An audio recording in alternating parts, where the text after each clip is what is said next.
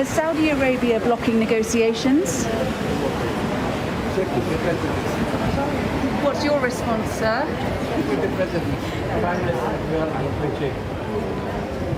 How are the negotiations going, sir? How do you respond to accusations that Saudi Arabia is blocking negotiations? Talk to the presidency, they will have a better story. Everybody's saying that Saudi Arabia are the key obstacle to these talks. Please actually move forward, please. What do you say to it? The best part of Japan is the presidency. Keep moving forward, please. Keep moving forward, please. Are you blocking the negotiations, sir? I think you should talk to the presidency, they will tell you a better You story. must have your own response, sir. Where is the police? These are big accusations against Saudi Arabia at a crucial time.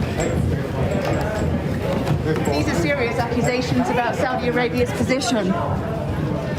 You must have your own comment. These are not serious allegations. These are fabricated allegations. They are fabricated? Allegations, yes. Just allegations. Fabricated. So people are telling lies about you? Absolutely.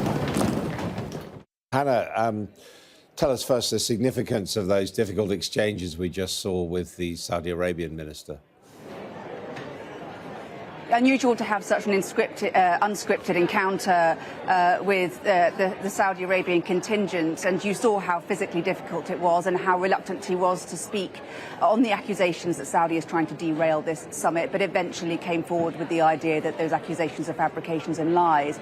And we've been told all along that these last 3 or 4 days would contain fireworks, and I think that was an opening salvo, really, an accusation, an acrimonious accusation about lies, and it's all hanging, as these things often do, on this text. This is the draft cover agreement that came out in the earlier hours of this morning, and it's really down to one paragraph where the big fight is happening, and that is around timing. At the moment, the text says the country should come back with better ambitions, enhanced ambitions, better plans to reduce carbon emissions by 2030 by the end of next year.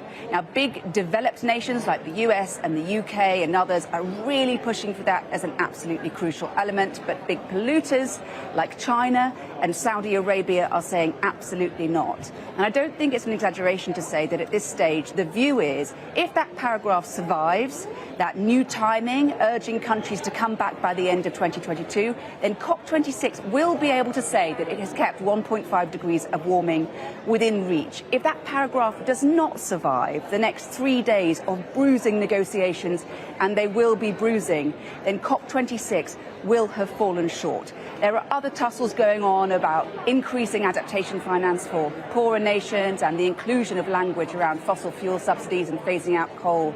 But they're sideshows, really. It's paragraph 30 that matters, and over the coming days we'll see whether or not that paragraph survives. Boris Johnson, the Prime Minister, of course, about to arrive, crack some heads together and urge nations to come together to save the planet. That is what this summit is all about.